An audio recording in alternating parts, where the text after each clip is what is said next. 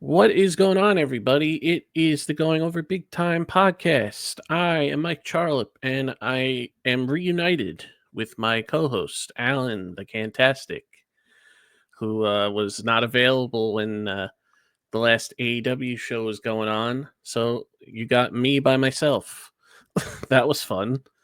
Well, yeah, it would be hard to do an episode when I am thousands of miles away in the middle of the ocean. So, um, Yes. surprisingly, because I bought a Wi-Fi package on the ship, I was able to watch the tail end of Full Gear, the Moxley Orange match, Hmm. the whole Darby Allen hit and run attempt, which was a little bit off kilter, but it was Well, like, oh, okay. if you want to get my full feelings about AEW Full Gear, even though I did that recording before Dynamite, so some things have happened since then. Um, you can go check that out on our previous episode. But today we're going to discuss some of the prominent, well, some of, maybe most of the prominent storylines and angles going on in wrestling today, and one at the end that might not really be a storyline, but we think it is.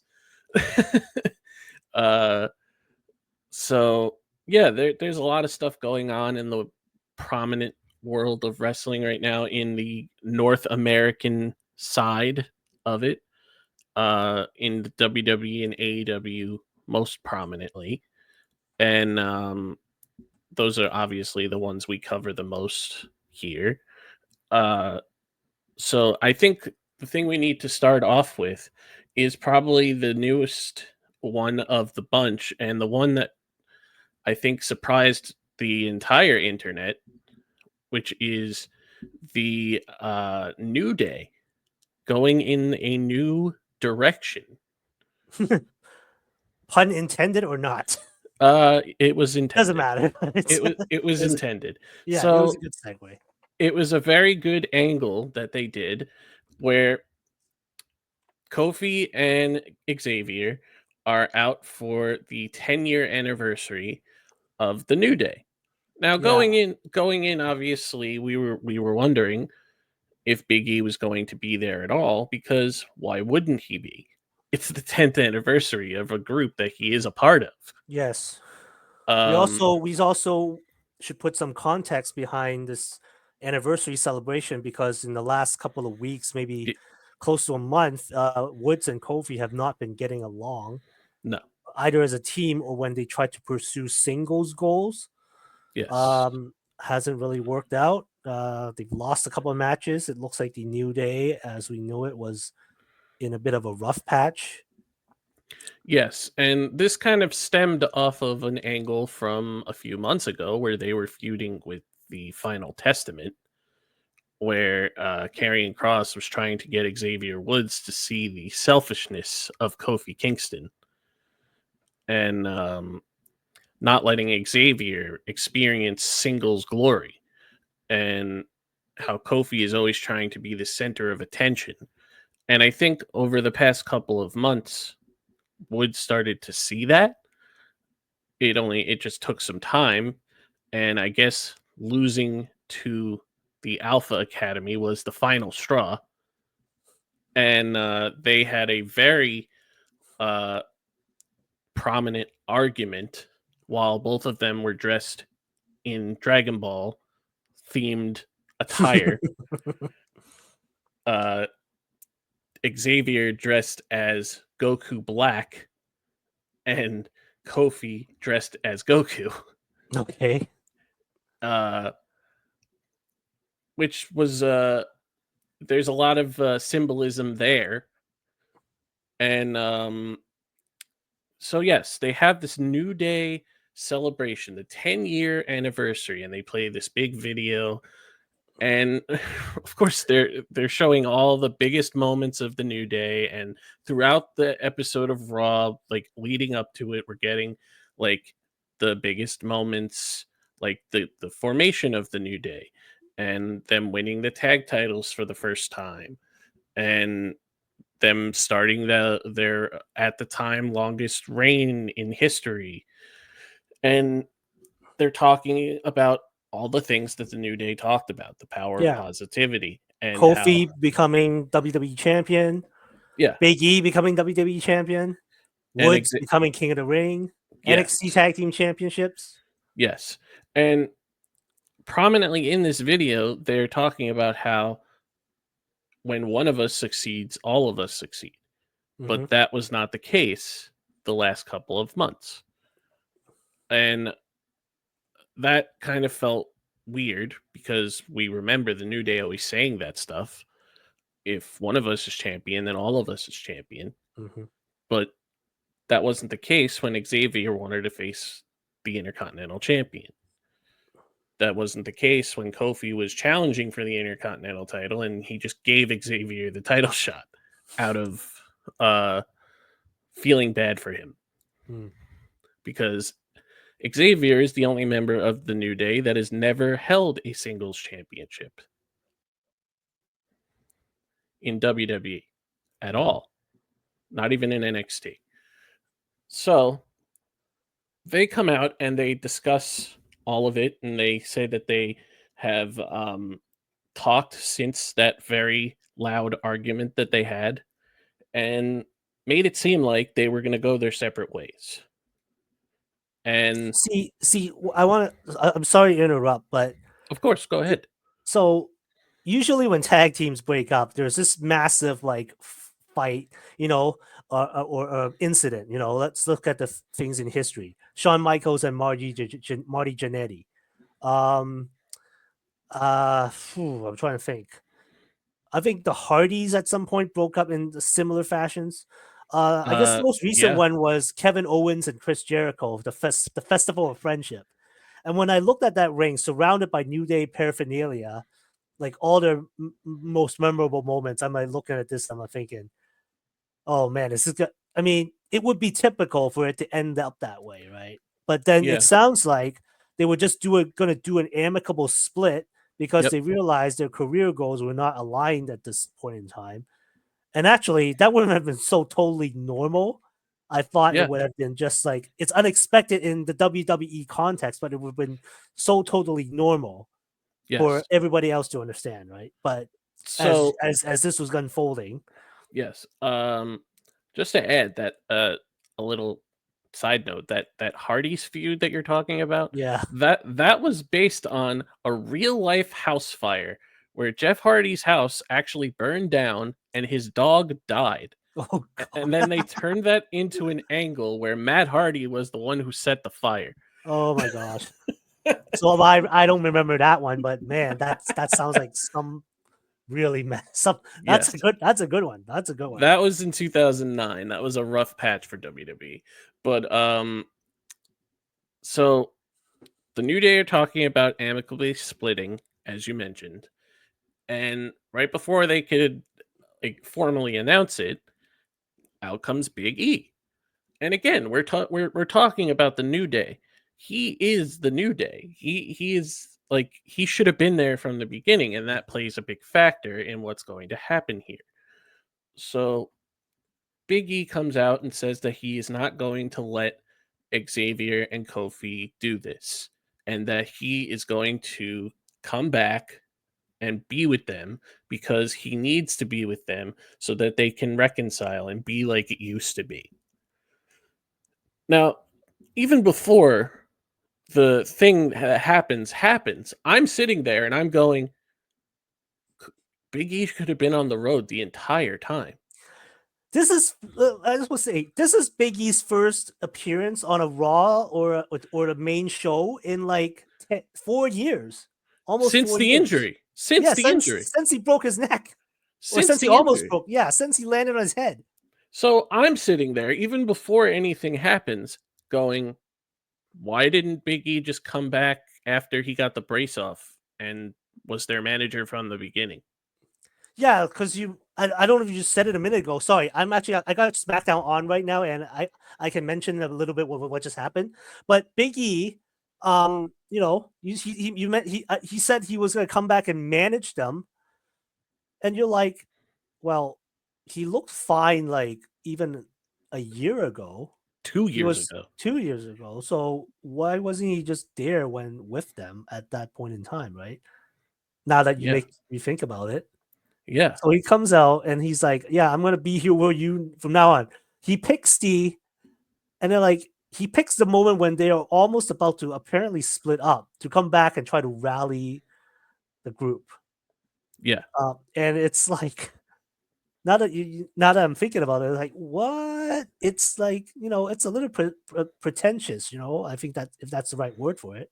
Yeah, and well, this plays a big factor. So after he says his whole spiel about how he's finally going to be back and he's going to help them and get back to where the New Day used to be, Xavier basically goes, "Now you want to come back?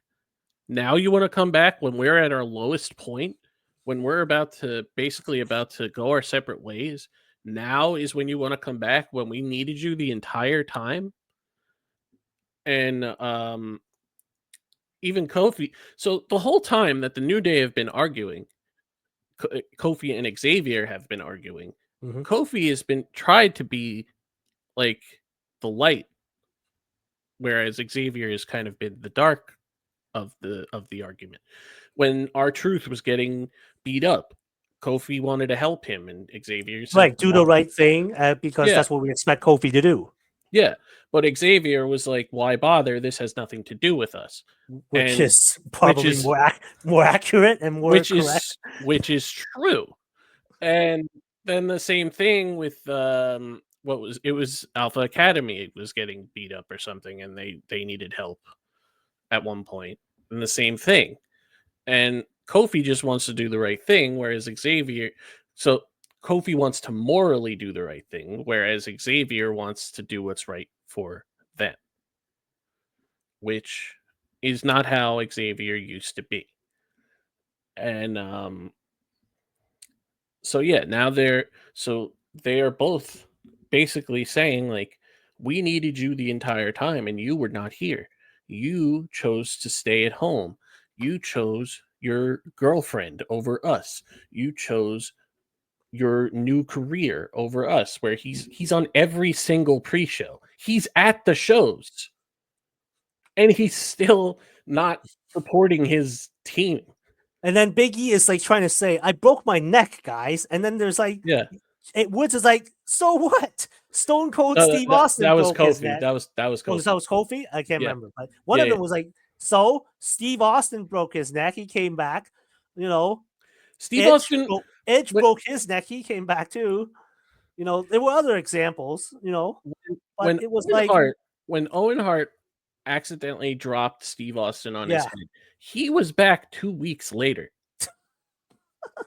I remember Steve Austin finished that match, and not only that, he won that match. Yes. And then he came back every week trying to get to do something, and they wouldn't clear him because he landed on his neck, and he was just beating everybody up the entire time and not bumping. Well, medical standards in But the 90s were like very yes. different than today. So Because but remember the way Big E was dropped on his head, it was Ridge Holland basically suplexing him outside the ring. yes, it was a And there belly was to like belly. almost immediate medical attention, immediate Yeah. It was a assessment. belly it was an Yeah. overhead belly to belly suplex, and he landed straight on his head, Yeah. And here's the other and point. And he, here's like, bounced on his head. yeah, It was and the other bad. point and the other point that was brought up was he didn't need surgery. He No. actually just kind of healed on his own. My understanding is from what I read in the medical analysis was the bones that are used they're supposed to be grown back in the neck have not grown back yet. So that was the Yes. last medical thing I heard about that. But the point Yes. is, like, yeah, you never even got surgery. You were back up 2 years ago, like just walking around and just doing things, and you could have been with us. Why S weren't you? Yeah. So, when this happens, of course, Big E is shocked because he's like, "Well, I'm here now. I wanna help you now." And Xavier and Kofi are not having it. They needed him for 4 years. They Mhm. needed him all this time to feel whole again, and they were sick of everybody always asking them, when is E coming back? We miss E." And Xavier was emphasized that they're asking us as if we don't miss E. when we do because we needed him, but he didn't need us. He chose to be selfish. He chose his new life over us. He chose his new life over the New Day. Yes. Mm. And the internet just loses their minds over this angle because this is one of the best angles WWE has done in years.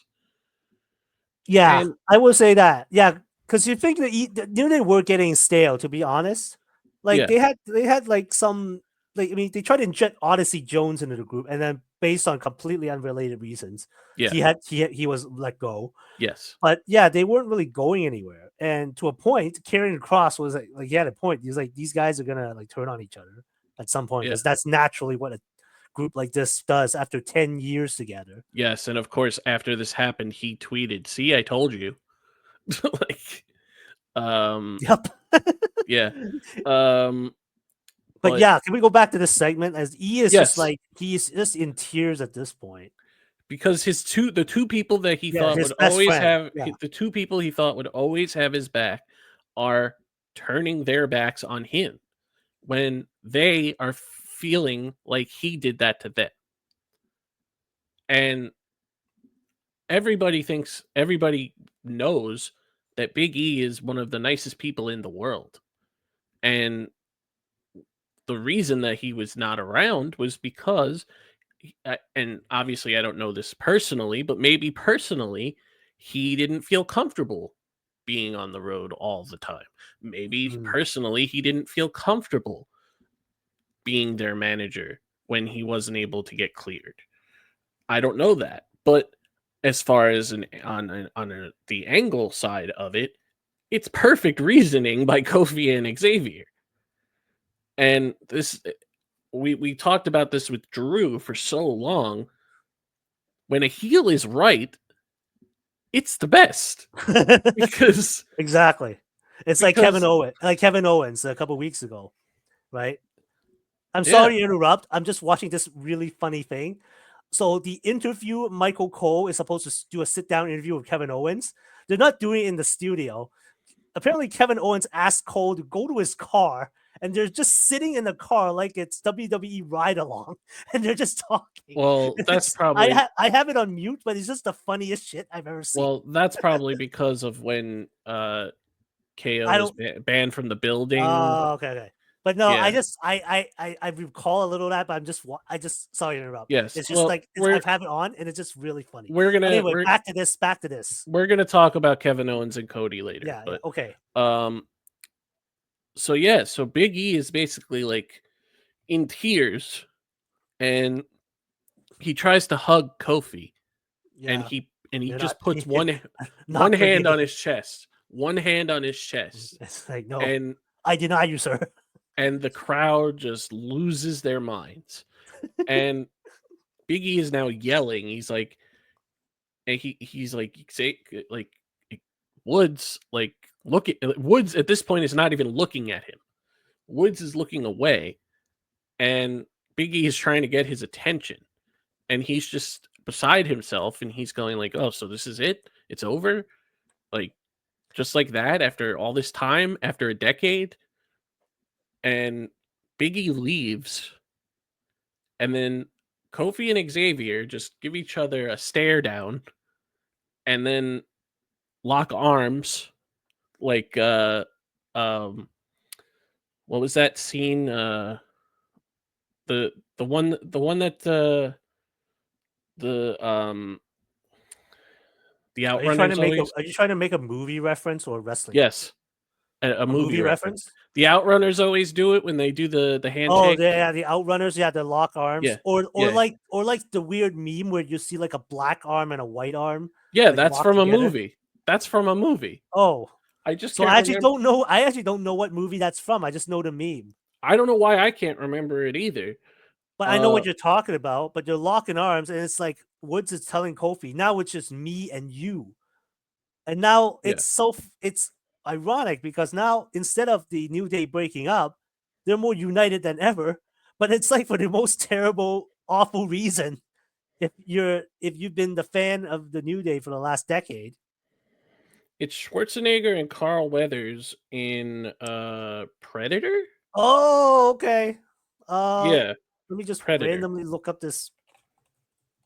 I don't know if this is here, but okay, Epic Handshake, where it's like Carl Weathers and Arnold locking Yeah. arms, and Yes.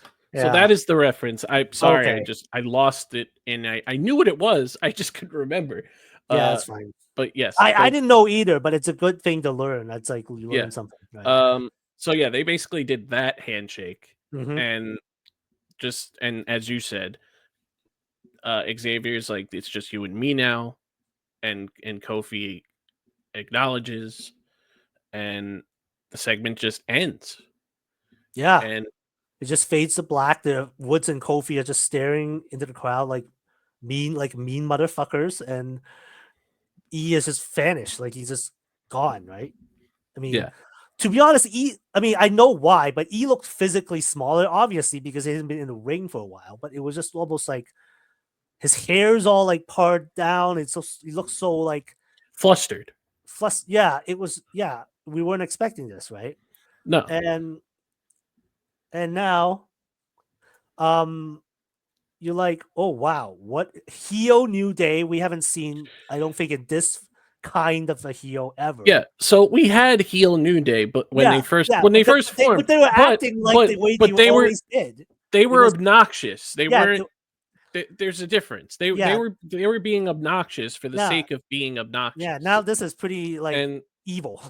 the crowd at the time when the New Day first formed Yeah, didn't get behind them as a group because there right. was That was the nothing point. interesting Yeah, about them. yeah, yeah. Exactly. They were basically doing like a preacher gimmick that nobody wanted, and they turned that into what the New Day would become. But and I remember hearing a story. Xavier told a story about how at the time Vince McMahon did not believe that anybody would ever boo Kofi Kingston, and he Xavier said that he bet Vince McMahon that if I can't get somebody to boo Kofi in 6 months, then fire me. Hmm. And Kofi has always been a very likable person, even as a heel, because they were being obnoxious and people still loved loved Kofi, even when they didn't love the New Day as an act.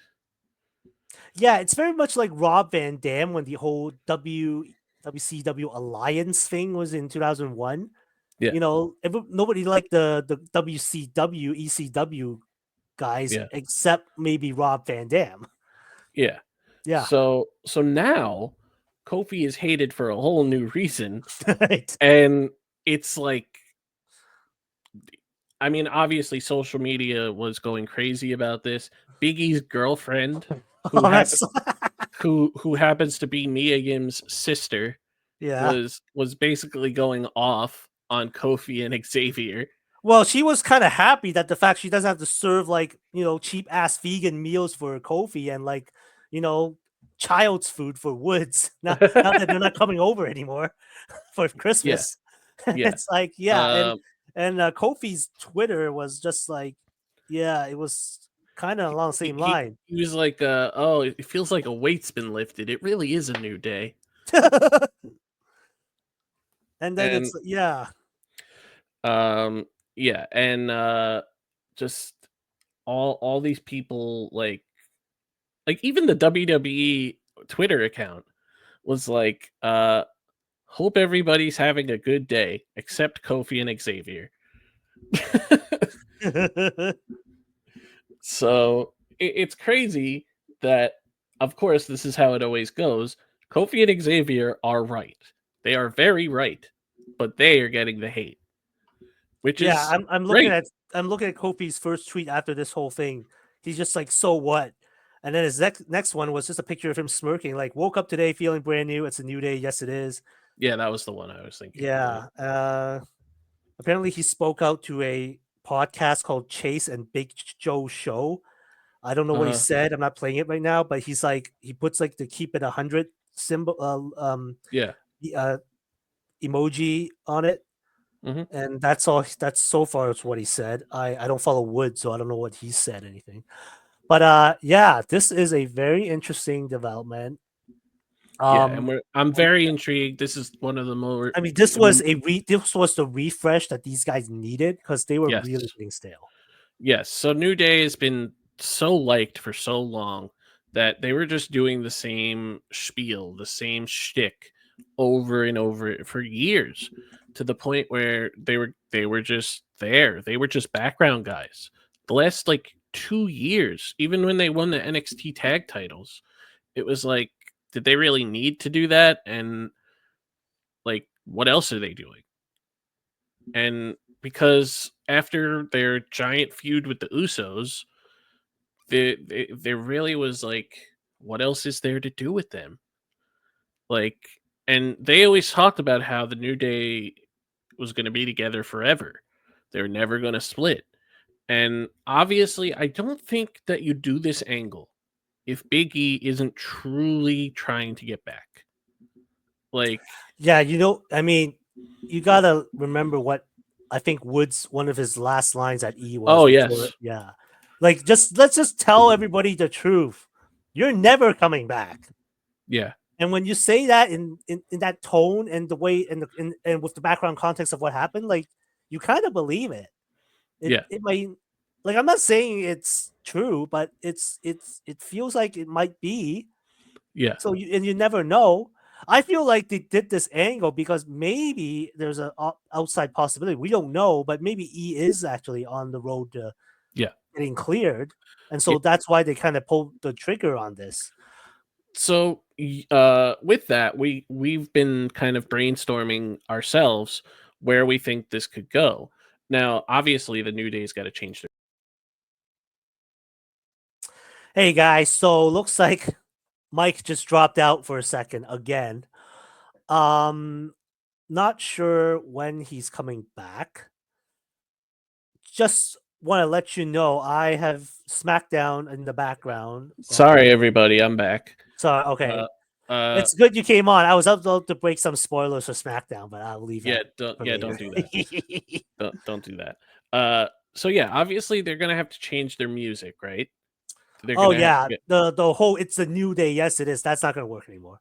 the Um, and obviously you mentioned the whole Odyssey Jones thing yeah. where So I was like surmising to you and wondering myself, look, Woods and Kofi, great. Like these are veterans, years experience, but them alone, there's no difference between them as heels physically as they were baby faces. They work the best when there's three of them. So they Mhm. need a heater. They need a big guy to like back them up. And it's not E, obviously. So I'm thinking former NXT North American champion Oba Femi, who hasn't been seen on NXT since he dropped that title, Yep. and was rumored to be on the main roster internally on the main roster debuting on the main roster at some point. Yep. Like it's perfect. Like this is a Yes. situation where you can actually find something for this guy to do and not just kind of let him And sit in the back. it's the perfect way to make Kofi and Xavier more vicious, Exactly. more like sadistic heels Right. than like obnoxious heels, which they are not anymore. Yeah. They cannot do the same shtick they were doing No, before. no, they're not. They Uh, they they're not. They're not Fury and Waller. They're no not like pretty deadly. I'm sorry. no Um, no. This needs to be a whole different New Day. yeah, Like it's like like we they can't. surmised about. Yeah, people surmised It about can't be this. like it was. Yeah, people surmised about this at one point where they're gonna turn heel, and I've seen like fan made memes of like Woods at the time, Woods, Biggie, and Kofi like in like black hoodies, looking sinister. It's a similar way to when they changed up the Usos from the whole war paint and colors to like having them dressed like normal and just looking like thugs. Um, Yep. yeah, but in right now, this probably wouldn't have worked with E because even if he wasn't injured, you couldn't really picture E being the vicious heater. So it needed to be somebody else completely different. And I was And telling you, like, yeah, and by the way, what I'm about to say, please don't take this the wrong way at all. But Kofi originally debuted as like this guy from Jamaica, Ghana, West Africa, right? Jamaica.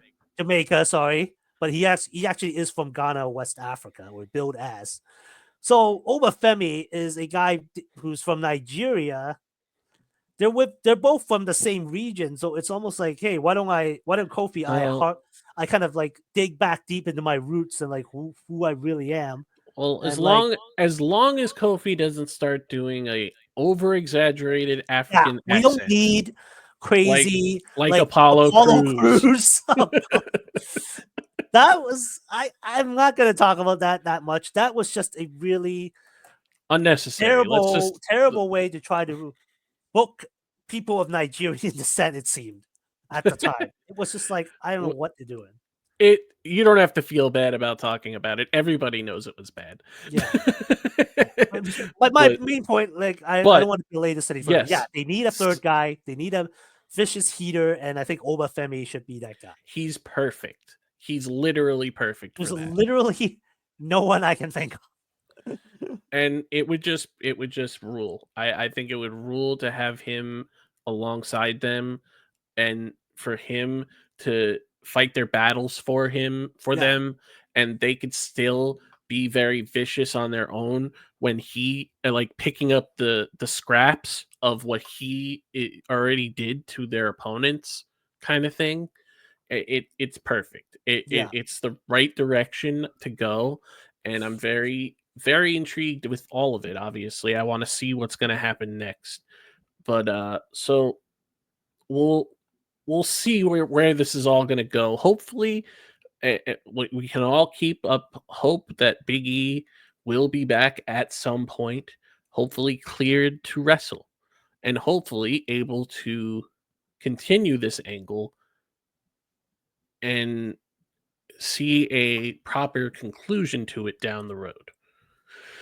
So, we're going to talk a little AEW also. So, let's talk about another angle that involves people that have been injured a lot. Adam Cole and MJF.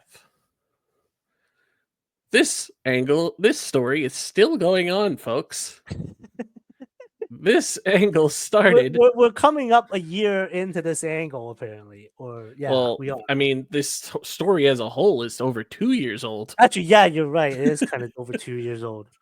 But we all know the story. Obviously, they were teaming for a long time, and they won ROH tag belts. They earned each other's trust.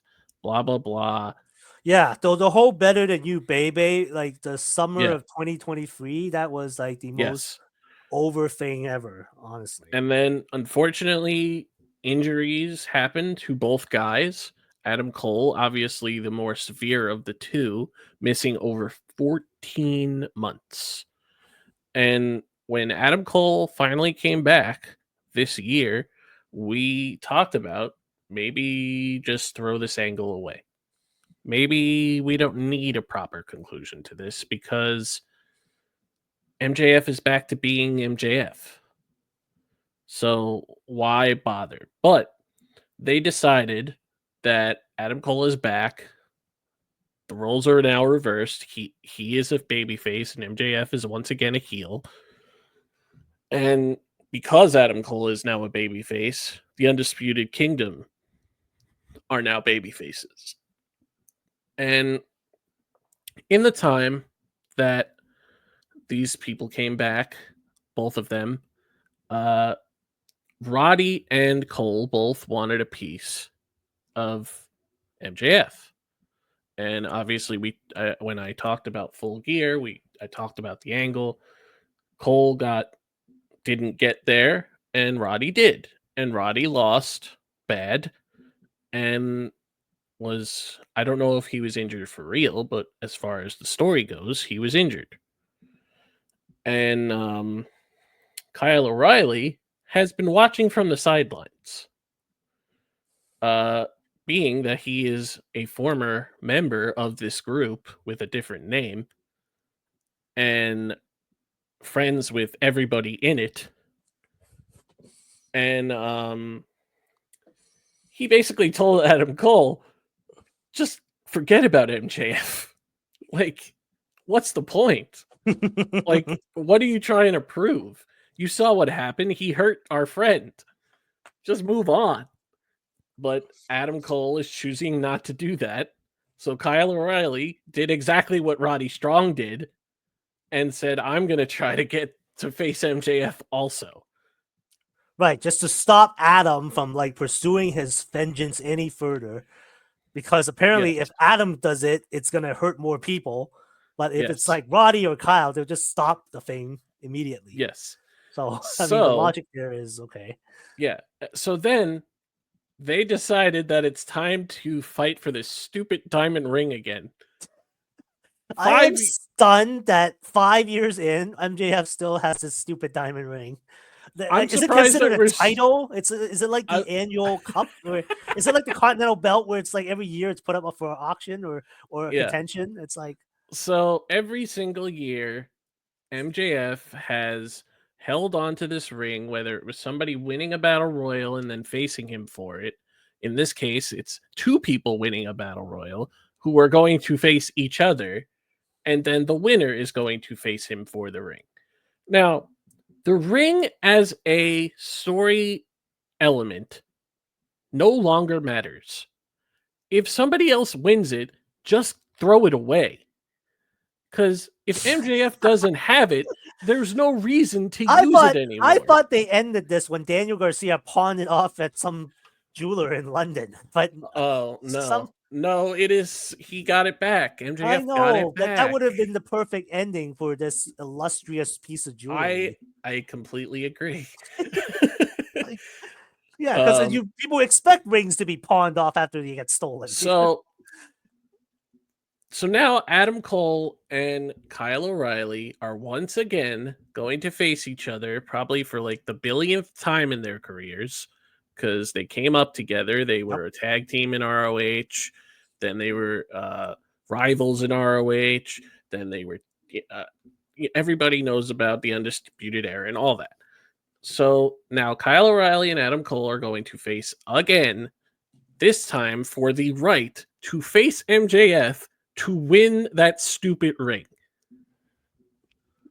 So it's for two things. So it's the right to face MJF for the ring and beat his ass. So yes, but the ring is almost like background noise or like an afterthought, because that's not the point of this. But then you have also this element of this all really came to a head at last year's World's End. And that's where this match is taking place. The winner, the MJF facing the winner, is happening at World's End. So see, I don't mind year-long storylines if they're built good. The issue with this, and it's no fault of anybody, is that they both got injured. Of course. But my recollection is we see Adam as the babyface and MJF as the heel. But it's like Adam's the one who turned on Max in the first place. Max was the one who was being trustworthy. And then Adam was the one doing all the devil stuff at the end and revealed himself as the guy who turned on him with the group, the Undisputed. Yeah, but MJF is such a natural heel that it's okay to forgive. It's so natural that when he came back, MJF, he came back, as like the wolf of wrestling or whatever. Dressed as O2 Triple H. Yes, dressed as O2 Triple H. He spent like a month and a half as a babyface before then turning on Daniel Garcia. So now he's a heel again. Yep. And then basically out of nowhere, Adam Cole comes back for his old music, his old entrance, and he's the babyface again.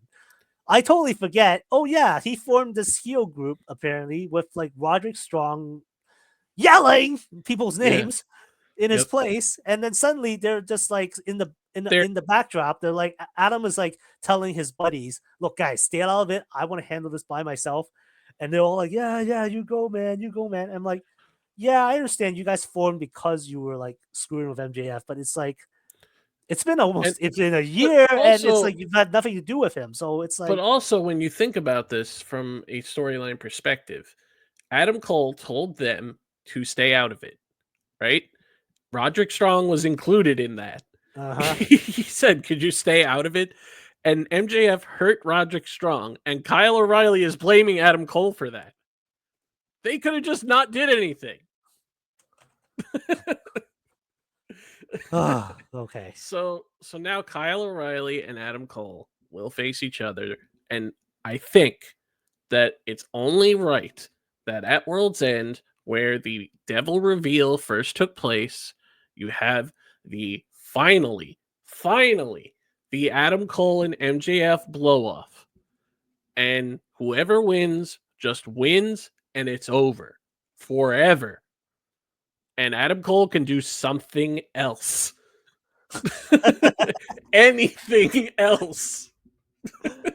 I feel like they're gonna do a thing where Adam like does a serious thing to MJF to like write him off television again for like another 6 months, and then it's Well, yeah, finally so gonna move on. film something again. Yeah, because that's what Daniel Garcia did. He lost that match to MJF at, was it All In or All Out? I can't remember. And then All out. afterwards he just like sneaks in a low blow, and then basically Pio drove Max off the top turnbuckle. Yep. But then Max comes back in like a month and a half later, as you thought, or maybe even less time than that. I don't know. But yeah, it's like, yeah, we should move on. I remember, but I'm like, I don't remember why these guys are fighting anymore. Almost. Yeah. It's like, So yeah, Max was the one who was wrong. So I feel like he's justified in doing what in like avoiding Adam, but it's like Max is such a natural asshole. You forgot that he's the guy that was hurt in the whole thing in the first place. So yeah, hopefully at World's End this is officially the end of this angle, because I think you will agree, we love both of these guys. We just want them to do something else. Yeah, it's time. It's time for this to be over. It was supposed to be over at last All In, and that didn't happen. So here we are. Hopefully, World's End is the end. All right. So moving on, we'll go back to WWE here, and we'll talk about Kevin Owens and Cody Rhodes. So this angle kind of happened out of nowhere, but when it happened, it made a lot of sense, because they did a cell phone video of Kevin Owens attacking Cody Rhodes in a parking lot during a pay-per-view after Cody's match with when he teamed with Roman. Yeah, so that was Bad Blood. Yes. So that was like the conclusion of Bad Blood. It was not broadcast on the show. It was like, no, they put it on their socials.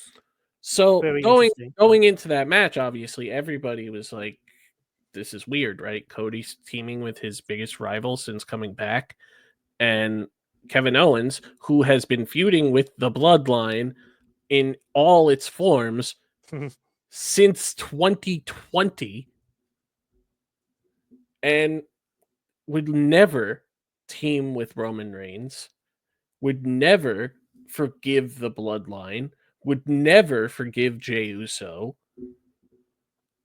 So Kevin Owens, who was supposed to be Cody's friend, one of Cody's best friends in the business, finally just lost it and took out Cody Rhodes.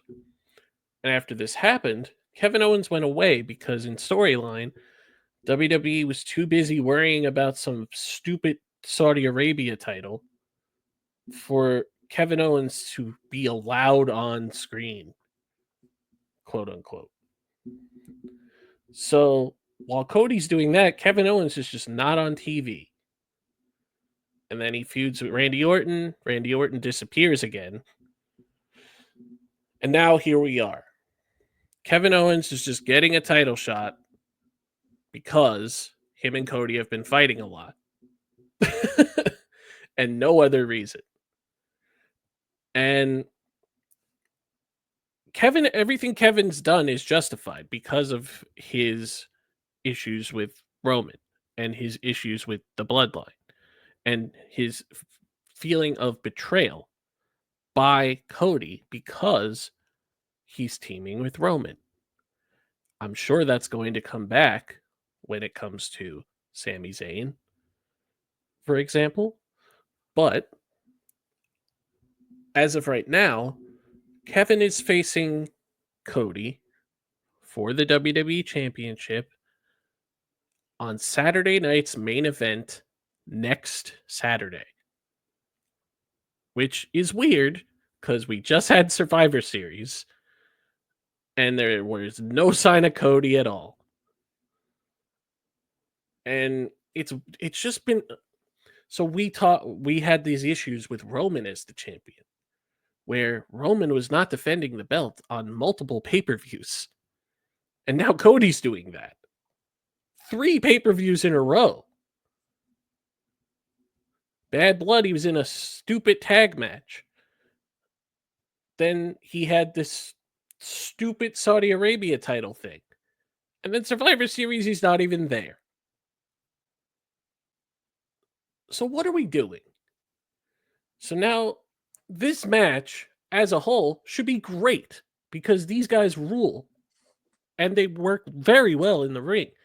And it would be completely justified for Kevin Owens to win. But we know he's not going to. Because Cody's not going to lose the belt before the Royal Rumble. And WrestleMania is right around the corner. Obviously, you want him to go coast to coast, right? Because everybody has to do that for some reason. Because that's the new thing in WWE. Well, it's been said that the WWE higher ups have been very impressed with Cody and they want him to have a much longer title reign, which is, looking at it business wise, it's good for their bottom line because he's a good face. He's a good representative for the company as the champion. And that's great. And I love that because I love Cody. But I think that the issues are we haven't been able to find like substantive storylines for him to like go up against. Because ever since like beating Roman Reigns at WrestleMania, what has he what feuds has he done? Like a one-off with AJ Styles, great. I don't know. I'm trying to remember some other feuds. It's hard for me to remember because there hasn't been any bloodline stuff, more bloodline stuff post Roman leaving. Random Kevin Owens match. Oh, I think Kevin Owens deserves a title shot because he's done so much for this business, blah, blah, blah. So they had that match. Remember that? Yeah, now I remember. Now, and it's like you're telling me, well, he hasn't won anything in like several months. So yeah, what are we doing? So now he's getting another title shot for nothing. Well, but Mike, he attacked Cody in the back and he's betrayed him. And then, but like, even though like Kevin Owens is kind of right with all this stuff, Cody's teaming with his worst enemy, the Bloodline, and for like after Kevin, I spent 4 years, fighting the Bloodline, and now you're gonna go and turn around and fight for the Bloodline. Like, who's a bad friend here? No wonder why he's sitting in a car with Michael Cole screaming at him about his grievances because they won't let him in the building. I mean, that happened on SmackDown, which is why I think I mentioned that earlier. So obviously the stuff that got us here is not great. Even though Kevin Owens is great. But yeah, it sucks that Kevin's probably not going to win this match, even though he should. And even if Kevin just held the belt for 1 month, have Cody win it back at the Rumble, that would be fine. Because that would justify everything that Kevin Owens has been saying. It would justify it, and it would solidify Kevin Owens as somebody who deserves to be in that spot. He doesn't need to have a giant title reign, but come on. Like, sure, it's okay to have this match because of this angle, but why even bother if it just doesn't matter? I mean, on paper as a wrestling match, it would be very good. It's going to be great, yeah, and fitting on a show like Saturday Night Main Event. A big OG WWE kind of show. Oh, and Jesse Ventura is going to be on the call. Jesse Ventura is going to call the match. That will be something. I am very interested now that you bring him up.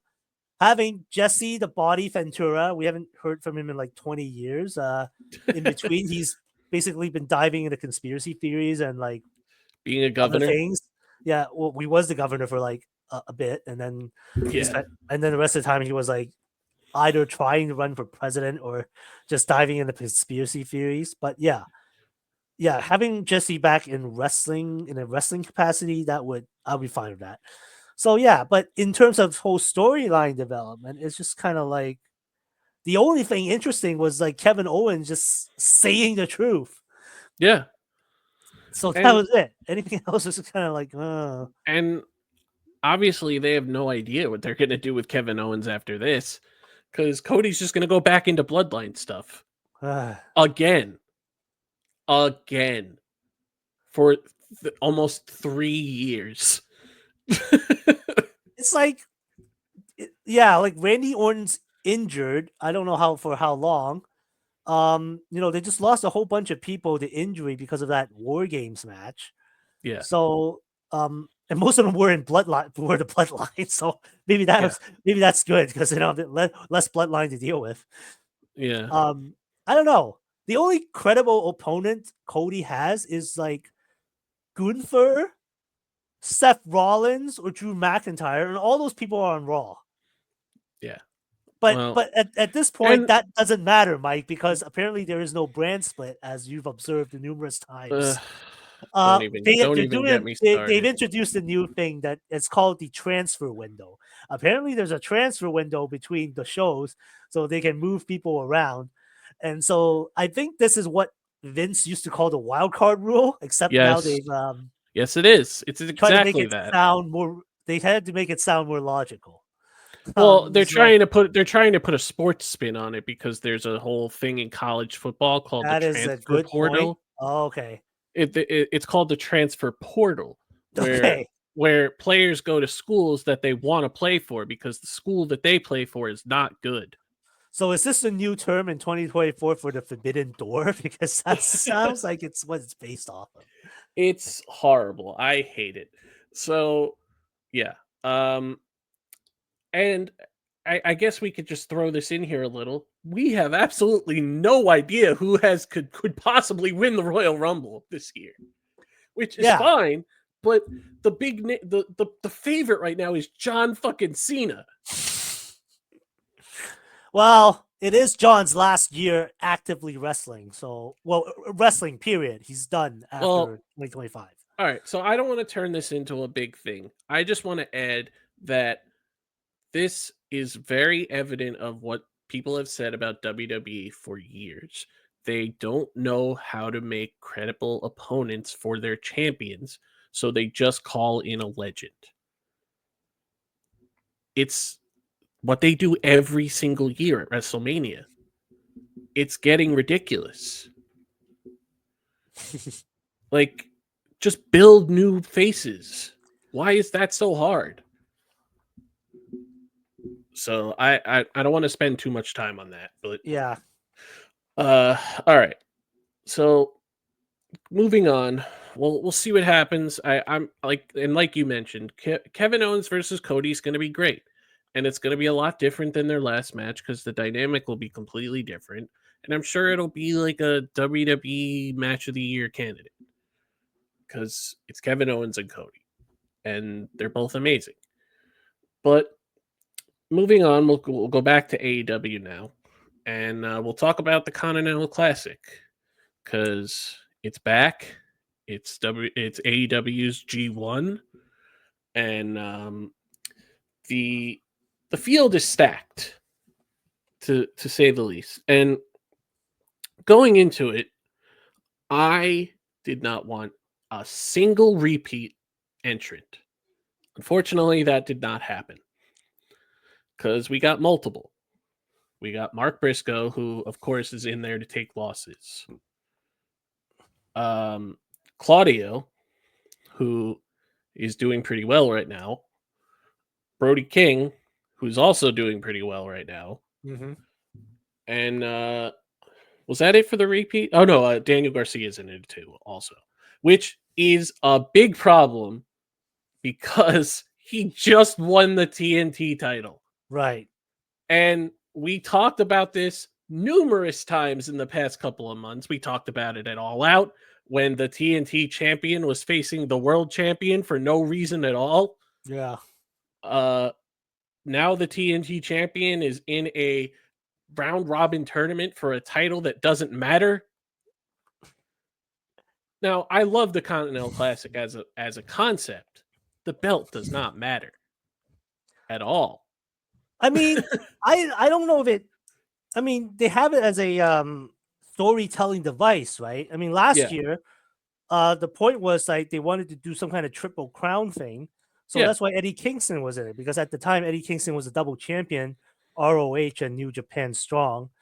Yep. So they said, yeah, the winner, and then Eddie basically said, yeah, I'm putting up all my belts on the line, so whoever wins all these free titles. Well, guess And who it's like a isn't doing triple that? crown.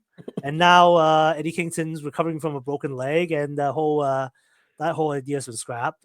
I don't know. Yeah, the tournament, but there needed. Yeah, I think what would have been better would have been like winner gets a world title shot at whenever their next pay per view. And that's what New Japan does. New Japan treats Right it. at Wrestle Kingdom. Yeah, New Japan started doing that a few years ago, where the winner of the G1 gets the world championship match at their biggest show of the year. I don't know. But this year that didn't happen because Zack Sabre Jr. wanted his title shot earlier, so Right. he got it in October and he won. Yeah. At King of Pro Wrestling. Hmm. So now he's facing Shota Umino, which is hilarious because Shota Umino used to be a fan favorite, and now he's basically the 2017 Roman Reigns of New Japan. I love him still, but he's getting shoved down people's throats, and people are not liking that. But regardless, so once again, the finals, the semifinals, and the finals are taking place at World's End, and the blocks as of right now are once again the Gold League and the Blue League. The Blue League is Kyle Fletcher, Daniel Garcia, the champion Kazuchika Okada, Shelton Benjamin, Mark Briscoe, and the Beast Mortos, who once again is probably in there to take losses. And then the Gold League is Claudio, Will Ospreay, Brody King, Ricochet, Darby Allin, and Commander. Commander was not an original entrant. He is a backup because Juice Robinson, unfortunately, once again injured in his first block match against Will Ospreay. Yeah. He has a fractured fibula, I believe. Out indefinitely. Yes, and he was seen on crutches. So yeah, that's really unfortunate because that guy has been through a lot injury. Yeah, he just came back from injury, right? He was gone for over a year before with a back injury, and now he's hurt again, and it sucks. But unfortunately, he was probably one of those guys that was in there also to take losses. Which with this kind of tournament thing, you can always tell who's in there just to eat losses, right? Like, I'm sorry, Mark Briscoe, great guy, great wrestler, former Ring of Honor world champion, but he's not really winning anything. Anybody who's like starting at 0 at this point is probably not. Yeah. I mean, I expect Darby to pick up some points because there is some storytelling aspect to that. So obviously they're going to be doing semifinals also. So Darby is a match with Commander as of recording December 7th, which is tomorrow, the day after today. I'm pretty sure Darby is going to win that one because he just lost to Brody. Yep. So the way it looks, right, they have it is the top two. Fletcher's got Okada in the Blue League on the same night. So the top 2 seeds of both leagues will go to the semifinals, and the number 1 of Blue will face the number 2 of Gold, and the number 1 of Gold will face the number 2 of Blue. Obviously, that is set up for Will Ospreay and Kyle Fletcher to have a rematch, and because they had to make sure they weren't in the same league. Yeah. Oh, that's interesting. The way you brought that up, I'm not sure if I remembered that's the way they did it last year. Yeah, I think that's new. I think that part is new. So the Blue League had a finals last year between Danielson and Kingston. And Yeah. then the Gold League, because there was like a three-way tie, it was Moxley, Strickland, and Jay White in a Yeah, triple. they just did a Oh, a, a league final, not yeah, a yeah, not yeah. facing This the time they opposite have league. semifinals with like the Yeah. two top leaguers. Okay, Yes. that's an interesting concept. So I think Yeah, that is definitely going to be Will Ospreay versus Kyle Fletcher, right, right. and the other side, I could see it being Ricochet and Okada. Um, I don't know about everybody else. Uh, I as of right now, my final is definitely Okada versus Osprey. Yeah, okay. Yeah, I mean, like breaking down in terms of like storyline purposes. Commander Beast Mortals, Mark Briscoe, I think are really just there to eat losses. I'm sorry. Yep. I feel like Shelton Benjamin and Daniel Garcia might square up at some point and So develop a thing so because they're those I think two. sorry, I think those two are in there to show out, but not to win. No, but they might end up like fighting each other to a point where like they fight over the TNT title later. Yes, Um, I could see that Darby, Darby's really just in there. I feel just to to get stop Claudio to or get at get through Claudio. Claudio. Yeah, to So get at Claudio. right, so yeah, this is either gonna break down between Okada, Fletcher, Will Osprey, and what did I say? Ricochet, yeah, Yeah. or Brody King. Who knows? I don't know. Or Brody King. So Brody. I like that Brody King has been getting more opportunities as a singles guy. I still don't mind him and Malachi as a tag team, but I do like seeing him get opportunities. He just announced that he's going to face the global champion on January 5th. That's David Finlay. Yep.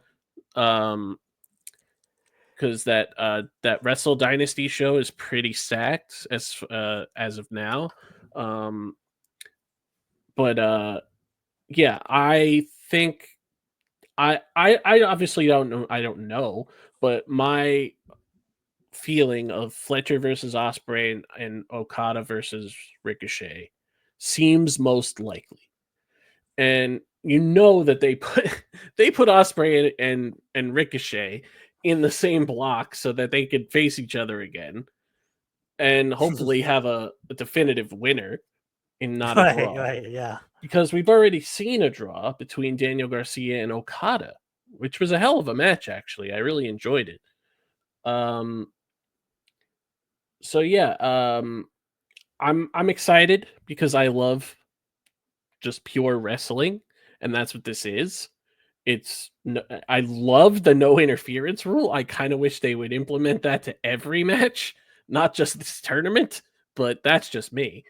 I'm sure other people feel that way, but I know people like to use interference as a story element. I don't really care for it. So that's why I love that part of the Continental Classic. And some of these matches are going to be great. I mean, Osprey and Claudio, um, Ricochet and Darby should be good. Commander is a great wrestler. So there was a bunch of people that I felt should have been in this instead, and Buddy Matthews was one of them. Buddy Matthews has been killing it in ring wise, and I thought he absolutely deserved to be in here. And you didn't have to put if you wanted Brody to be in there again, you didn't have to put him in the same block as Brody. Mark Briscoe didn't need to be in this again. Neither did uh, Daniel Garcia, as we mentioned. He's the TNT champion. He should be defending the TNT title, not in this tournament again because he wants to prove himself. Then he shouldn't have won the belt. Yeah. I mean, Hook would have been made a more interesting choice to be in the tournament because he's not a champion at this point, right? So Yeah. You can hear me, right? yeah, I can hear you. Can you hear me? You can hear me? Okay. Yeah, I'm making sure you I mean, everything was fine on my end. I didn't Sorry, maybe there's something that came up on my end. I don't know, but I, I'm fine now. okay. Yeah, so I just didn't want any repeat people in here. I wanted some more people to prove themselves in the ring. Obviously, a lot of people have talked about Anthony Bowens being in this, but I think this wasn't the year. Obviously, they're building to the split of his partnership with Max Caster, with the way things have been recently. So they're gonna do that right now. I wanted Cole and O'Reilly to be in this. I thought it would have been cool to just branch off and not worry about MJF for a while. But what do I know? And yeah, I just wanted new people in there, and I obviously I got that because some people that were in it last year either injured or not in the company anymore. But I just think the Well, whole I feel like the trend is every Continental Classic going forward, there's gonna be repeats that come in. And like next year's Continental Classic, it'll probably include some repeats from this year that were not yeah. the repeats from before. So you might at some point not see Mark Briscoe. Yeah, so And next you might year, see Ricochet. He might be yeah. in there for years to So come. when they do this again next year, obviously if they are going to have repeat entrants again, Claudio, Mark Briscoe, and Daniel Garcia should not be one of the three the of the field. But of course you're probably going to have Osprey in there again at some point, down next year if you want. Kyle Fletcher, same thing. Ricochet, same thing. But I don't know. I just thought it would be fresh to just have all new entrants.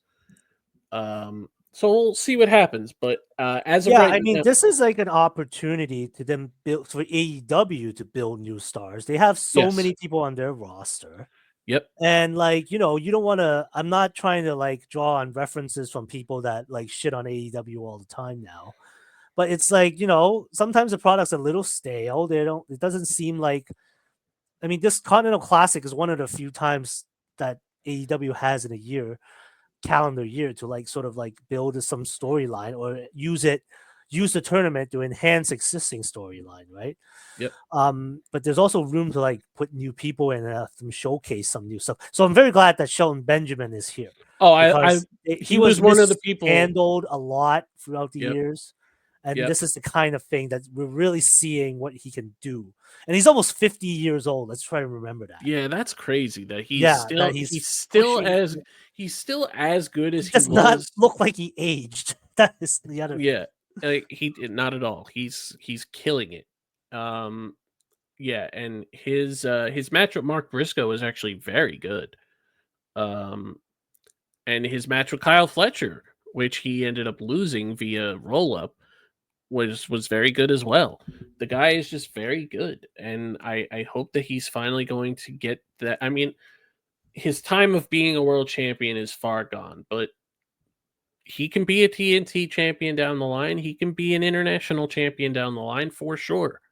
And he would carry both of those belts with honor and he would kill it no matter what he does because that's how good Shelton Benjamin always has been. He just never got to show it because he was always being a fall guy for somebody else. Um, so yeah, as of right now, as I mentioned, my final four are Fletcher versus Osprey and Okada versus Ricochet. That could change, but and with an Osprey and Okada final. So we'll see how it goes. But yeah, I love this time of year because I just love wrestling in its purest form, and that's what this is.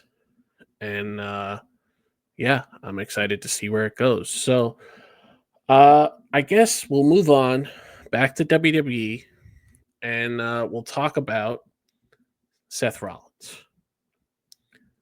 So Seth Seth, Rollins and someone else, or just Seth yeah, Rollins? well, Seth Rollins is in the middle of this bigger angle that's going on. So I think he's kind of the centerpiece.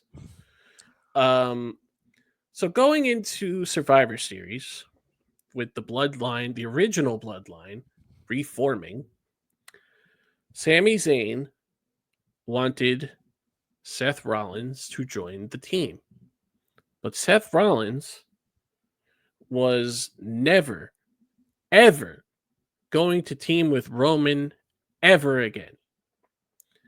And he made that very clear when Sami Zayn asked him to join twice. And also made it very clear this past week that CM Punk was not his choice. That was Paul Heyman. But it was, at the time, they needed a person. So Sami Zayn was okay with that. So this is kind of an intertwining thing that involves Seth Rollins, Sami Zayn, Drew McIntyre, and CM Punk. Because we just did a whole year, almost a whole year of Drew McIntyre and CM Punk this and that. And, yeah, you know, if it was going to carry on through the next year, it's like bloodline stuff. It's like at the peak. And the connecting... The commonalities here. Yeah, lost you for a sec. Oh, yeah, I'm still here. Okay. And obviously, you're good. You're good. The connecting tissue to all of it is Roman Reigns. The whole reason that any of it is happening right now is because of Roman Reigns. And all of these people kind of have a thing with Roman Reigns. Drew more so with Sami and Seth, but it's still playing a factor, right? So Seth calls out CM Punk the night after Survivor Series. Yep. Finally, it feels that it's time for this to blow over. They've been waiting to do this because there's no more distractions. Right. Seth is done with Drew. Punk is done with Drew. Seth is done with Bronson Reed for now. Seth is done with Roman. Seth is done with this. Punk is done with that. So they do this great promo, which in hindsight, and maybe this is just me, was way too long. But it was still very good. Punk comes out and basically wants to give his intentions for the future. Obviously, after Survivor Series, he mentioned Paul Heyman owes him a favor. What is that favor going to be? Well, we'll have to wait and find out. Because out comes Seth Rollins, who, as I mentioned, says to CM Punk, all the distractions have been dealt with. It's time for us to go at it. It's time for this to end. And CM Punk basically goes, there isn't anything. I don't think about you. Hey, I'm moving on. I'm thinking about something else. I'm pointing to the sky. I'm pointing to a sign that's not there right now, but it will be soon. I think y'all know what I'm talking about. This I actually really love this part because it made Seth look like such a prick. Because Seth is like obsessed with fighting CM Punk without even like being involved with CM Punk. But this has been the natural order of things. When CM Punk first showed up at last Survivor Series, the only person that was visibly upset was Seth Rollins. Mm-hmm.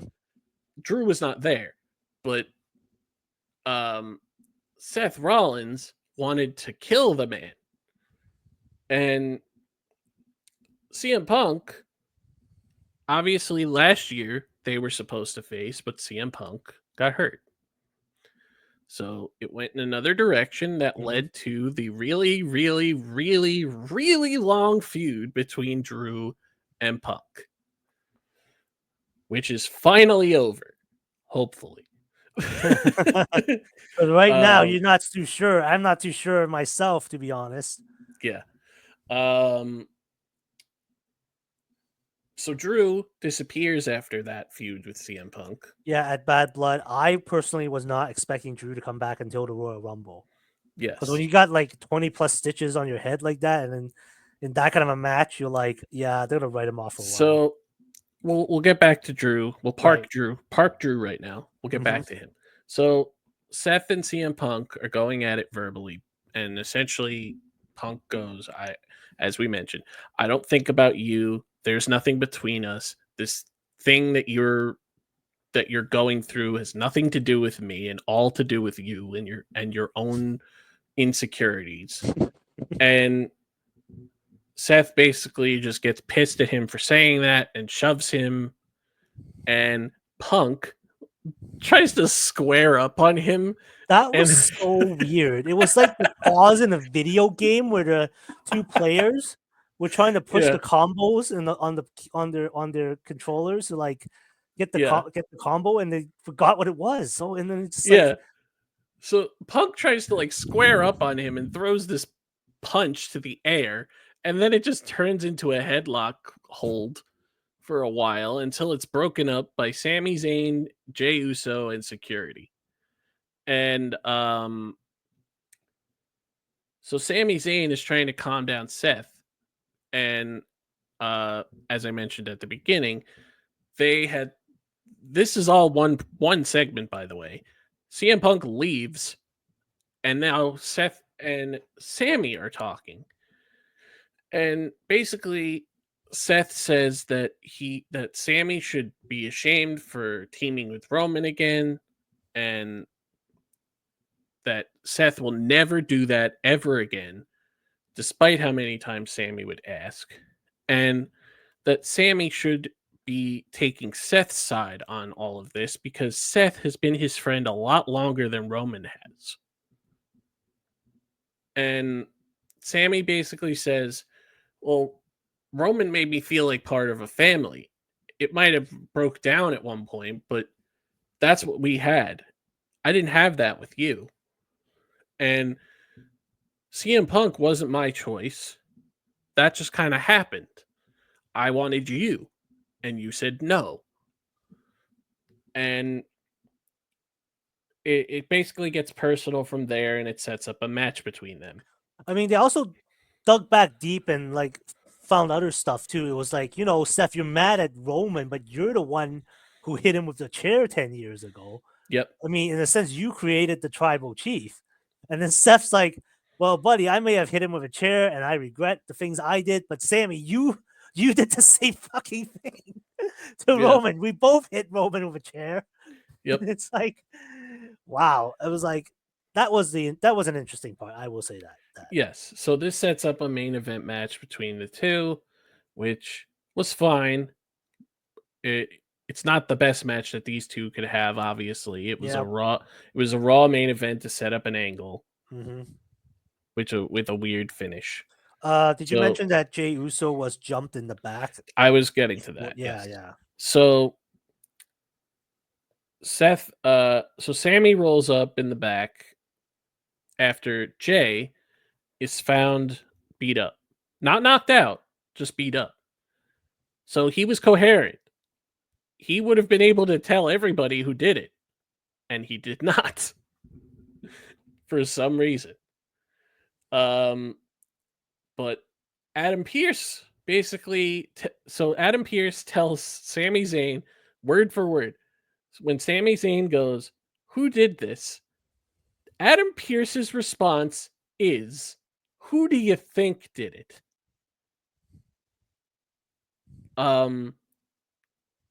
I don't know. You tell me. Why are we playing this game? You know who did it, so just tell me who did it. And Sammy just leaves and assumes it's Seth, of course. Yep. So obviously it was not. Because they're having a match, and during the match they're just yelling at each other during the match. Why did you attack Jey? Why did you jump Jey? I didn't jump Jey. What are you talking about? During the match is still going on. So the match ends, and after the match, well, basically Seth rolled up Sammy. Yep. Probably the best way that could have ended, because I mean, they didn't really want to fight each other in the first place. I feel. Yes. So after the match, a hooded figure arrives and enters the ring and attacks I think attacks Sammy. Sammy, Right? Yeah. and it happens to be a Claymore kick. And commentary tries to play it off like they don't know who it is, Oh man. which it's one of the things I hate the most in wrestling. Not in WWE, in wrestling. Stop It's like the pretending. obvious clues are there. Stop So pretending. it wasn't that clear when like Sammy's in the back asking Pierce like who did it, and then Pierce is like, "Who do you think did it?" And I'm like, yeah, that was confusing because the assumption is Seth, but it's not. It's Drew. But why would like Pierce? And if I don't Adam think. Pierce knows that, why wouldn't he just say it was Drew? What? Like, So I'm wondering how would Pierce know it was Drew? Like, unless he didn't know. Like, in the storyline, he's not supposed to know Drew came back either. So it's like, what? Yeah, but you're right. Like, why would you say it? Like, who do you think did it? And it's yeah. like, I mean, you just accidentally pointed to the wrong And person. this is like a horrible trope in wrestling that I hate. It's the parking attacked in the parking lot, but nobody has access to the camera thing.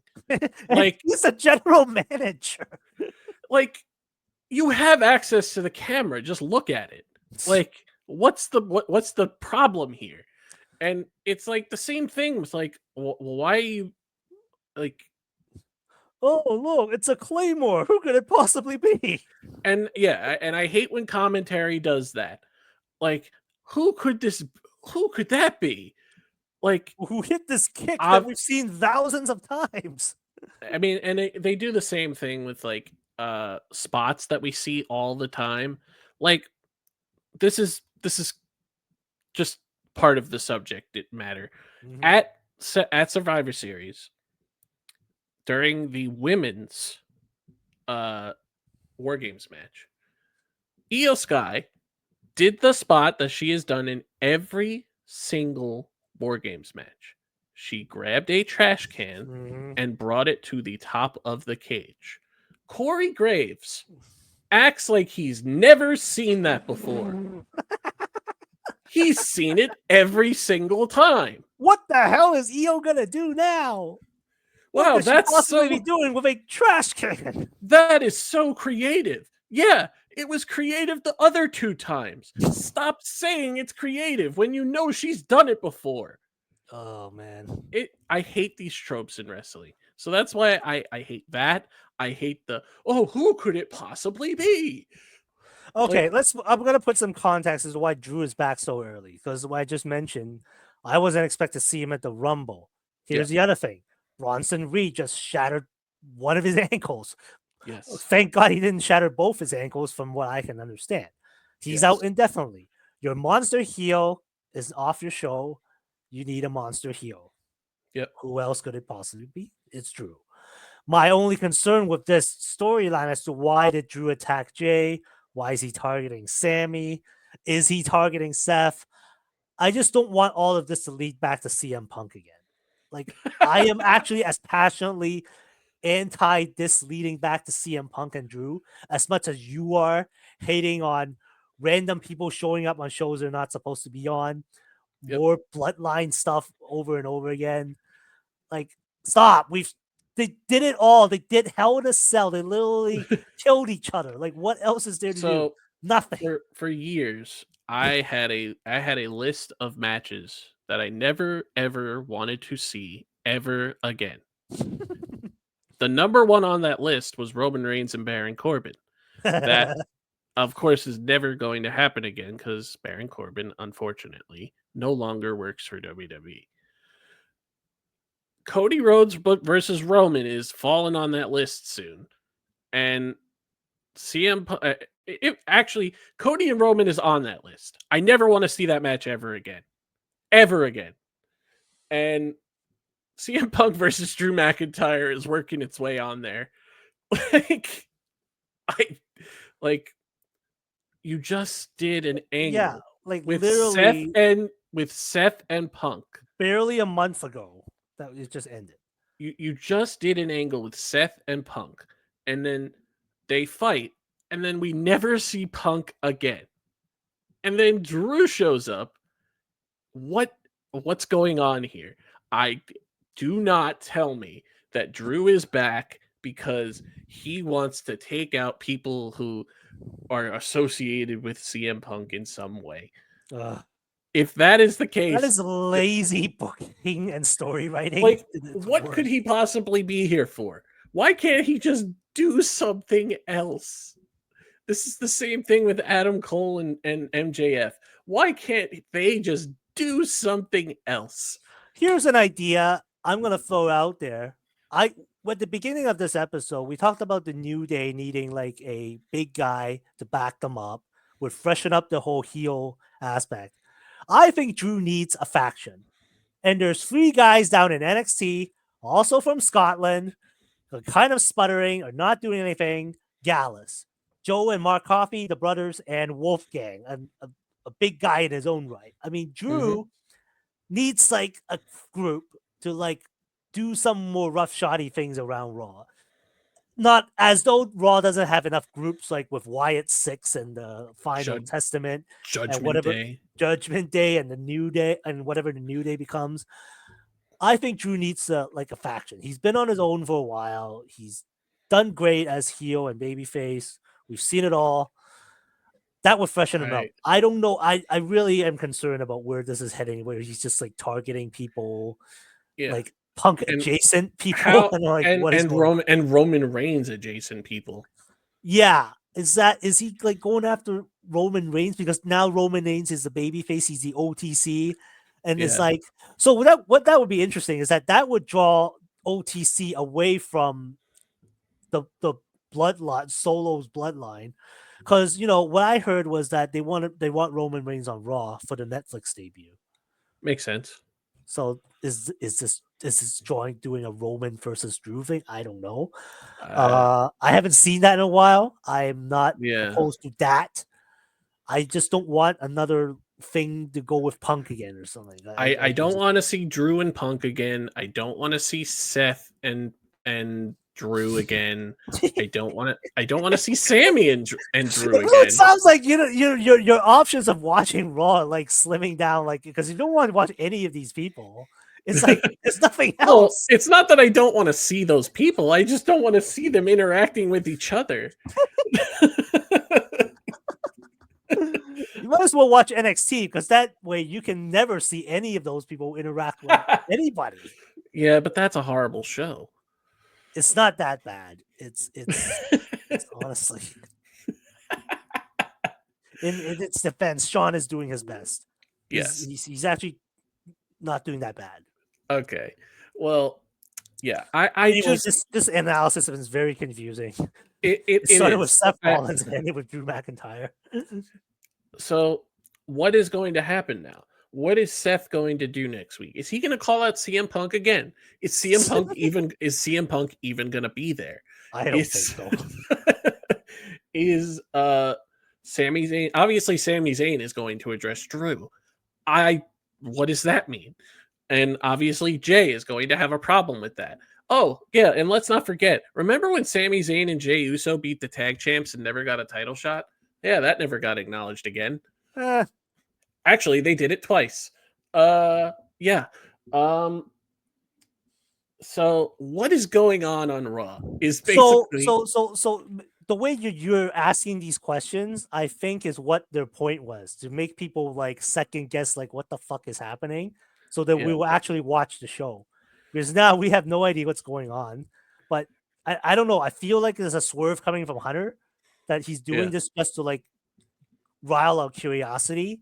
Of course, make us like wonder what's going on, and that's because now, other than the Wyatts, the revamped New Day, this Intercontinental Women's Title tournament, and whatever the fuck this cauldron of Drew, Seth, Punk, Jay, and Sami Zayn and possibly Roman, who hasn't been. He was not on Raw. He wasn't even mentioned at all. So it's like. Who knows? So my thought process is, and we talked about this with the SLTD people, is that something is going to happen between Roman, Punk, and Seth down the line. Right. That has to be where this is going, because Seth has gripes with both guys. You can't just do this angle with Seth saying I will never team with Roman ever again if it's not leading to something. And then Seth wants to get his hands on Punk, and then Punk has a favor from Heyman. What could that possibly be? Has to be title related, but Roman doesn't have a belt. So is Roman going to get a belt? Is he going to beat Gunther? That would suck, wouldn't it? Yeah. It's a lot. Obviously, we have to wait and see what happens.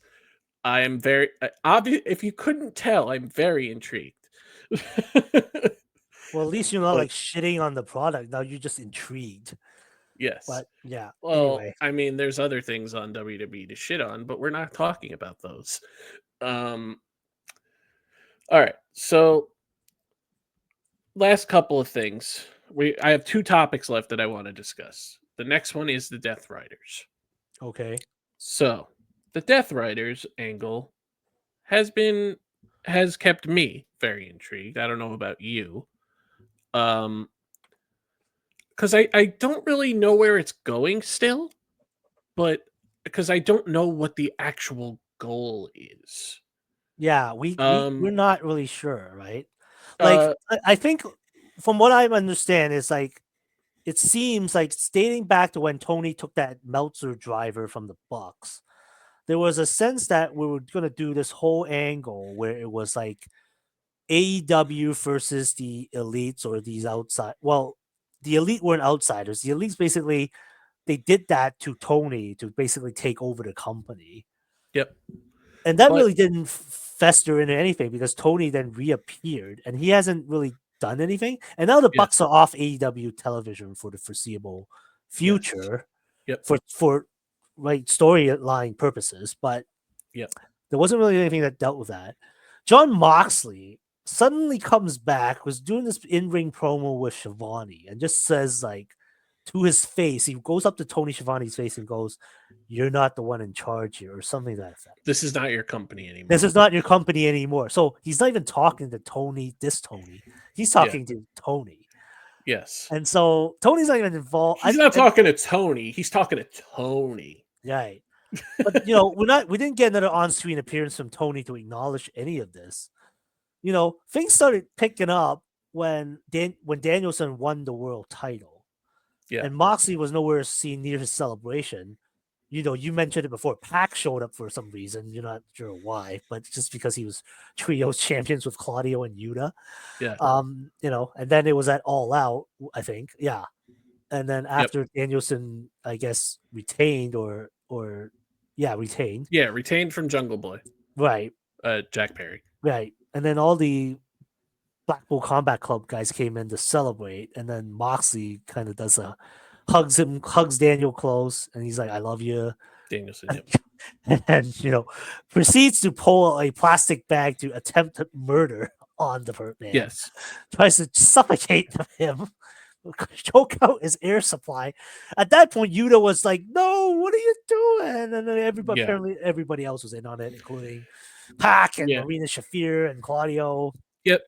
And so all of that, and Jon Moxley being the one to beat Bryan Danielson and win the title and presumably end his career for the foreseeable future, leads to this group being rechristened the Death Riders. Yes. And Jon Moxley has basically been saying that he doesn't like the direction that AEW has been going. He doesn't like all these young kids having these very weird. I don't know how he worded it, but he doesn't like how all these young talent are trying to change the company in their image, and he wants the company to be in his image. But that doesn't really explain exactly what's going on here yet. And while that's happening, it's kind of like a hostile takeover, but it also isn't, because there's been numerous occasions where they planned like segments and they were weirdly named. Like one of them was Jon Moxley seizes the Superstation. When I saw that, I was asking you, what the hell is this? That was just a promo.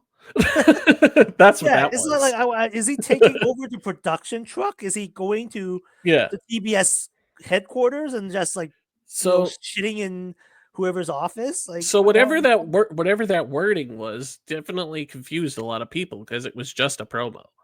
And um obviously Wheeler Yuta is conflicted, I guess is the word, because they I mean, target yeah, it's the, interesting. He turned on Danielson too, but yeah. it's like they're using him as a punching bag, and like and then But in he's his also feud doing with Orange everything that they Cassidy, ask. yeah, but Yes. he's still doing it. Yeah, So the feud with Orange Cassidy happens after the Danielson stuff. Orange Cassidy is basically enlisted as the leader of the AEW locker room, right. which makes a lot of sense because he is their number one homegrown babyface right now.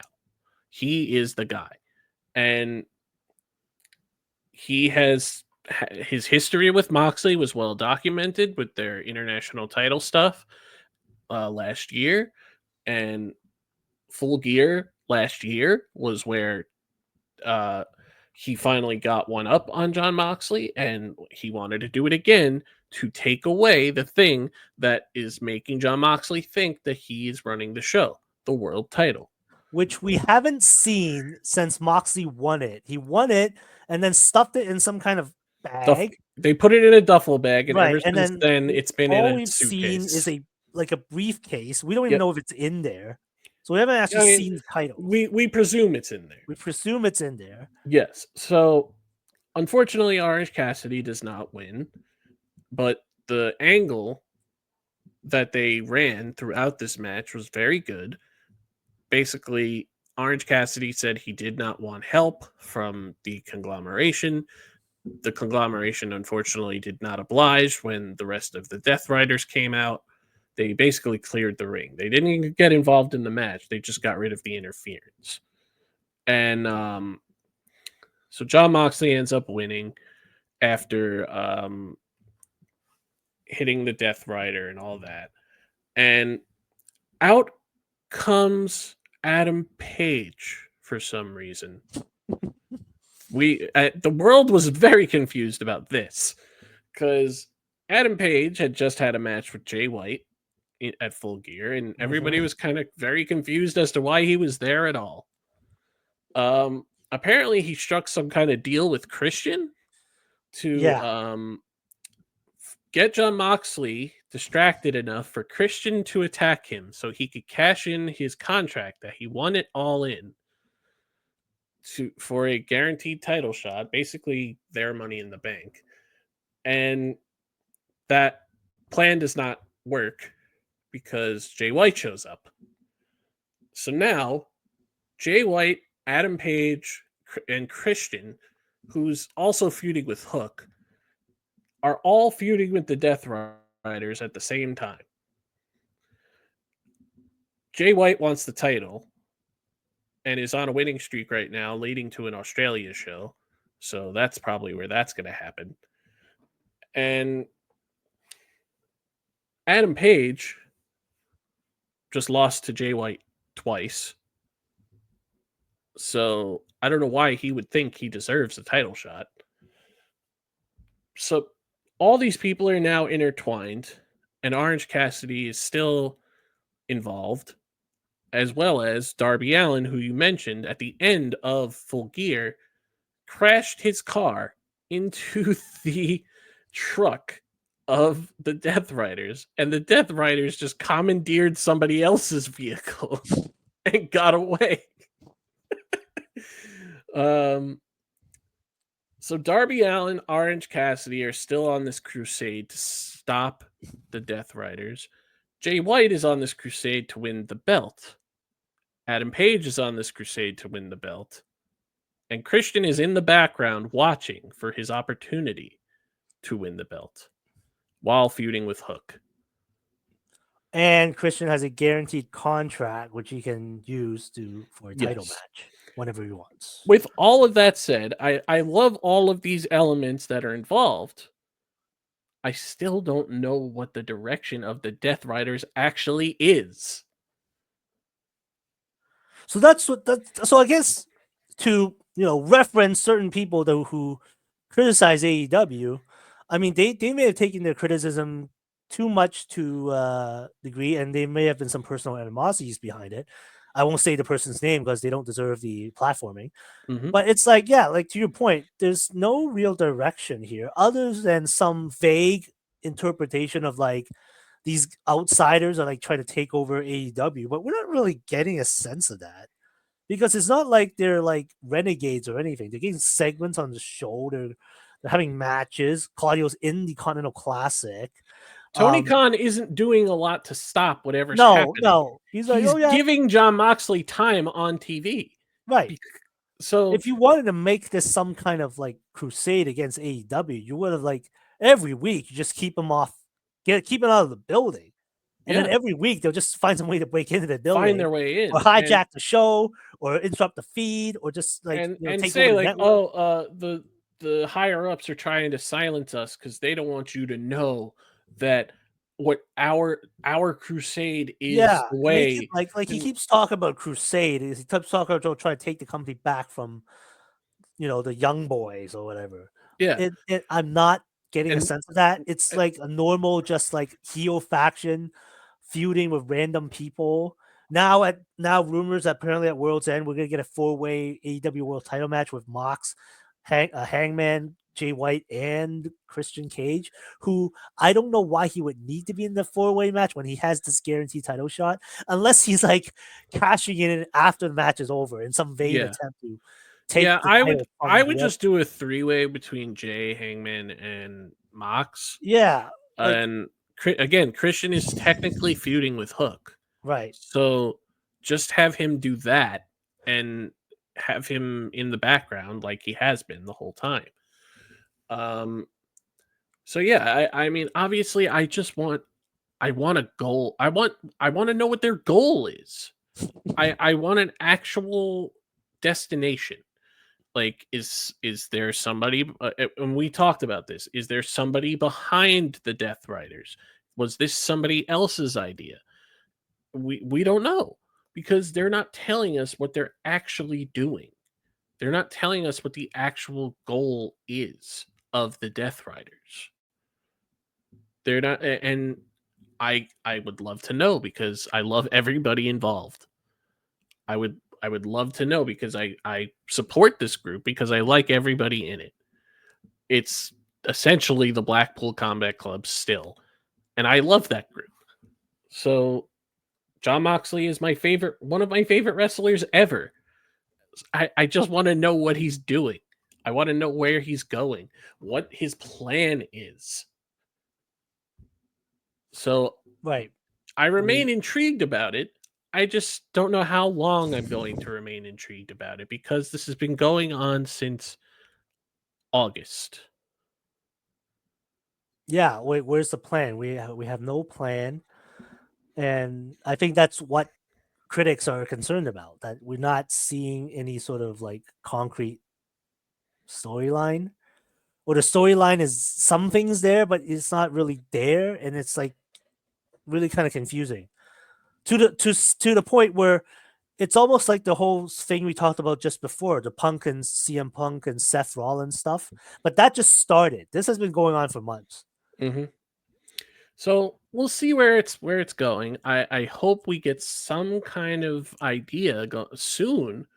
Uh, so World's End is a very fitting name of a pay per view because that could be the place that you finally give somebody, us the fans, an idea of what this means. It could possibly mean the end of the world as we know it in AEW. Mm, If you just give us some kind of right, idea of right. what that is. So I hope that that's the case. So all right. So the last thing I Yeah, I mean, I want to bring up one quick storyline, and it's sure. really quiet. I mean, it'll be quick. Basically, I wrote down the line, "Who killed Jade Cargill?" So Jade Cargill was like, so she's legitimately injured, and Yep. so in order to write her off television, they did an angle where she appears to have been slammed into the hood of a car, Mhm. like bruised up. We didn't actually see the actual violence; it just happened. So there's a thing going on around SmackDown. Is like who attacked Jade, right? Yep. Bianca and Naomi are trying to figure it out. Suspects range from like literally everybody, ranging from Liv Morgan, Raquel Rodriguez, Naya, Tiffany, Candice. Bianca. So I was getting to that. If at first you think it's Naomi, I'm really thinking it's Bianca. I mean, first of all, you know the lyrics to Bianca's entrance music. I'm Uh, on my own, on yep. top of the world. It's all me. It's never been anybody else. It's Yep. all it's me, me, me. I gotta take on the world. There you go. So And it's like these are two alpha level women. Like strong black women so that are like yes. champions in their own right.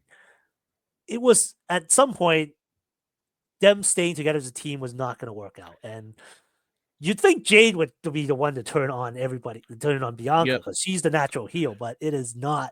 And Yeah. I really think it's Bianca at Well, this we point. haven't seen a Bianca heel turn in a very long time, so Right. I would like to see that because I think her act is getting stale. Yeah, It's exactly. and I saw another podcast make this argument that she might be going the John Cena route of not wanting to turn heel because of all the community work that she does. Yeah, yeah. Um, Another name that you did not mention that has to be mentioned is Charlotte Flair. Oh, I totally forgot about Charlotte Flair. So That that is could also a possibility. yes. So And it might my even be issue it might even be more likely than Bianca now that you brought up this stuff about how she doesn't want to turn her character around because of the charity work. But yes. So my issue with all of this, and we're not going to spend too much time on this because we've been here a while, but yeah, my issue is that they're still the tag champs. that is a thing I noticed.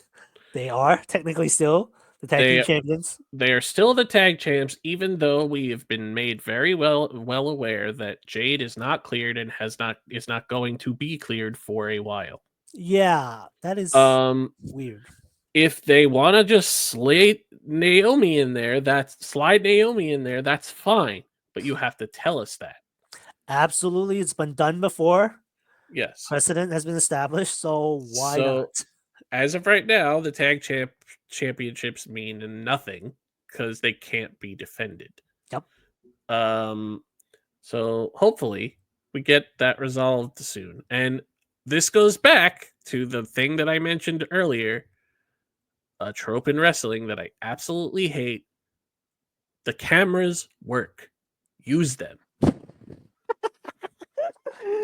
This is like Nick Aldis walking around like, I have no idea who attacked you. You're the general manager and have access to security footage. Do you not, sir? Yeah, I hate it. I hate it. Or a company that has cameras everywhere. Oh, How do you we not? have no idea who attacked Jade. Who could it possibly be? You're in a parking lot of a freaking arena that has cameras everywhere. Also, you run a show that produces a TV show every week. Why do you not? You have cameras backstage all the time. Why, logically speaking, do you not have camera at any point in time? I don't care. Bring back like NXT Anonymous or whoever that GTV thing was Remember back in the day. remember when we got the reveal of Shawn Michaels being attacked by Triple H and they did like a pixelated reveal? They like the video was like all pixelated and they were like, "Oh, who could it possibly be?" And they unpixelated the picture and it was Triple H. Like obviously it was Triple I H. don't recall that in immediate, really that well, but that sounds like something that was done. It was 22 years ago. Okay. Anyway, Which is crazy to think about. yeah. But Anyway, that's just regardless, my 2 cents on yes. who So well took out that Jade. is that is another angle that we are very well hoping to get some clarity on soon. Yeah, yeah. All right. So in closing, this is not really a storyline, but I think we should talk about it. So recently, Ricky Starks, who has been very open about his frustrations with the way things are going in AEW, recently appeared on GCW in one of the best entrances that I've ever seen in a mall setting. Basically made it seem like he was just at a mall and noticed that GCW was going on. Right, because he had And a Louis Vuitton shopping bag and just descended down an escalator like he was running for president. it was great. And then he cut a promo, and after that, was booked for GCW for a lot of stuff. And out of nowhere, it was reported that he's been pulled from all of those shows, stemming from an interview that Effie did on his own podcast talking about Tony Khan's dad and basically about them running Hammerstein around the same time as GCW for Final Battle. So this results in Ricky Starks being pulled from all his GCW dates. However, days later, a man that has been very prominent in GCW and was their general manager for a little bit, which is something that GCW had for a while, Matt Cardona shows up on a taping of ROH, this week's taping of ROH, and challenges Chris Jericho, who happens to be the ROH champion right now, to a ROH world title match at Final Battle. Instead of Jericho fighting somebody that works for AEW, he's fighting somebody who doesn't. But the issue here is that AEW just pulled Ricky Starks from GCW shows. And now you have Matt Cardona working on AEW, technically ROH. So did something happen in the middle there where they worked something out with GCW? I mean, I don't know if GCW and Matt Cardona have a contract, but I don't believe so. My understanding of GCW that the only person that ever got an official contract was Nick Gage. It's an indie promotion. Everybody can work anybody else. So I mean, it's almost like per appearance, right? But then there's certain circumstances that happen. Recently, I think Silla Fatu pulled all his GCW appearances, and he's no longer working with that company anymore. Jacob I mean, they have a core group of people that are with them. I'm not sure. Jacob Fatu was supposed to work the clusterfuck. The Pujambi prison match at Joey Janela's spring break, right? And he was pulled from that because he signed with WWE. Yeah. But yes. So I find it kind of odd that as soon as that thing with Ricky Starks happens, Matt Cardona is announced for ROH.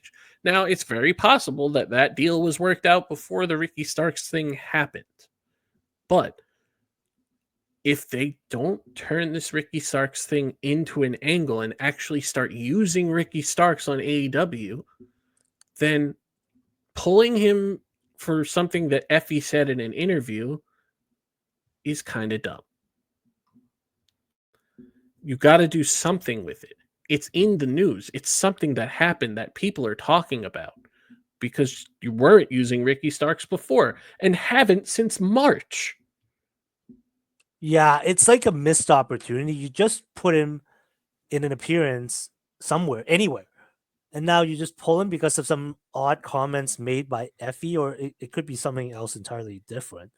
Like this whole angle of Jericho and Cardona, it's like, this really doesn't make sense because the more natural person to face Jericho would be Ricky Starks because of Big Bill, because they're past tag association. Exactly.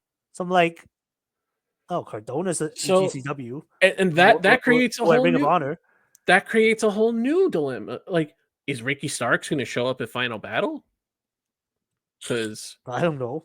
That would be interesting. So I just thought that we should talk about it a little because it's something that prominently happened, and I feel like if AEW doesn't capitalize on this with Ricky Starks, then just let the guy go. Like, Right. what are you doing? Right. Like GCW's big show is coming up in January. The World versus GCW at the Hammerstein Ballroom. Yep. I heard apparently Tony and he wants to do Hammerstein Ballroom. Or are they doing it Well, at Ring of Honor? Final battle. Yeah. Okay. It's like everybody is They're converging. they're also doing Dynamite and Collision there as well. Yeah. And then I'm not sure if I'm correct, or was it an attempted WWE attempted to get the Hammerstein Ballroom, or did they already get it as well at some point? Or did that already happen? I don't know. No, I think that was about the 2300 in Oh, that was Philly. NXT, right? Yeah. 2300. Okay. Okay. Yeah. So so there's a thing. It's like, okay, GCW seems to be on much friendlier terms with WWE now, and then this weird AEW but thing they're also happened. still using AEW guys. Yeah. So I don't know what's going on. It's really intriguing. I mean, I don't know if I heard Brett Lauderdale say a bunch of stuff recently, but he was like saying He whether did it was do it. Brett Lauderdale or somebody else, but he was like saying, I think Hammerstein's gonna be very, very interesting.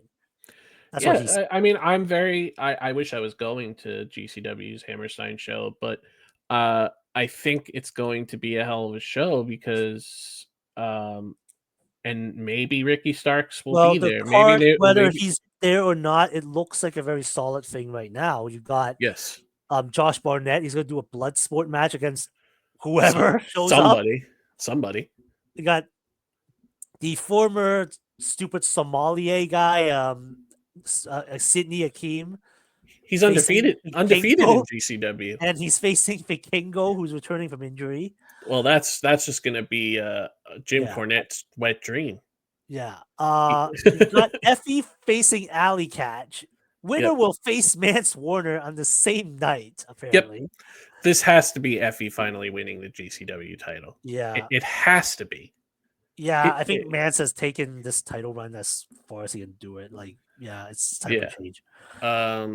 So yeah, I'm very intrigued about all of this. We don't talk about GCW enough because there's a lot that we don't really follow on there. Yeah. The big angles that they have. I mean, I watch the shows when I can. I didn't watch tonight's show because we were doing this, but yeah, I'm very intrigued about the Ricky Starks stuff, and if AEW doesn't capitalize on it, then what are they doing? Why are they keeping him if they're not going to use him? Yeah, like this is just another thing that, everybody used to love Tony Khan, but like this is a thing where it's almost like he's acting a bit like Vince, minus the gross sexual misconduct stuff. It's just like he's being spiteful, just holding on to guys because he just doesn't want them to go into another company. Like you were supposed to be the fan that understood this kind of thing. Yep. So I don't know why you're treating these people like this. Ricky, Penta was like that. Ray Phoenix, now you got attack on injury, timed his contract. Yep. So like, what are you doing? Yep. So we'll see if this results in something with Ricky Starks. I hope it does. But all right. So I think we're gonna call it there. Mm-hmm. There's a lot of stuff going on in the world of wrestling, and I felt like we needed some time to really tackle it, talk about it, discuss it. And with that, we're gonna call it a show there. So World's End is coming up, and of course we're gonna do our year-end matches and wrestlers of the year, men and women. And I wrote some notes several months ago. I haven't really updated it. Oh, same. I really have to look in. I started making my list in June, and I haven't changed it since. So it's gonna be a lot. It's gonna be a lot different. But yeah, and probably also the top 5 Will Ospreay matches if we have time. We even need to do that. I'm like, no, I was joking. We should just do a whole different episode just for that alone. I was joking. We don't have to do that at all. Yeah, that's gonna do it for us. Make sure to follow us and go to our Linktree /Going Over Big Time podcast. It has all of our links, all of our ways to watch, listen, and follow us, Tanner, and the podcast itself. All of us are on Blue Sky now, because Blue Sky is the new place Sure. to be for wrestling fans. I guess. Yeah. Gotta mention it. Yeah. Sure. Sure. Absolutely. So and our Blue Skies are on the link tree as well. So check those out. And yeah, that's going to do it for me. Alan, your closing remarks. Well, thank you very much, everybody, for listening tonight. I mean, we've gone through a number of storylines that have been intriguing, to say the least, and some we're really curious as to where it's going. Yeah, I mean, yeah, keep tuning into us and just try to enjoy the wrestling that you like watching. I mean, it's not for everybody. I can understand. It's sometimes I try to explain it to friends of mine, and it's a little more mainstream nowadays than it was before, but it's what we love, and we just try to share our passions every week. So thank you very much. All right, that's going to do it for us, everybody. Thank you. Have a good one.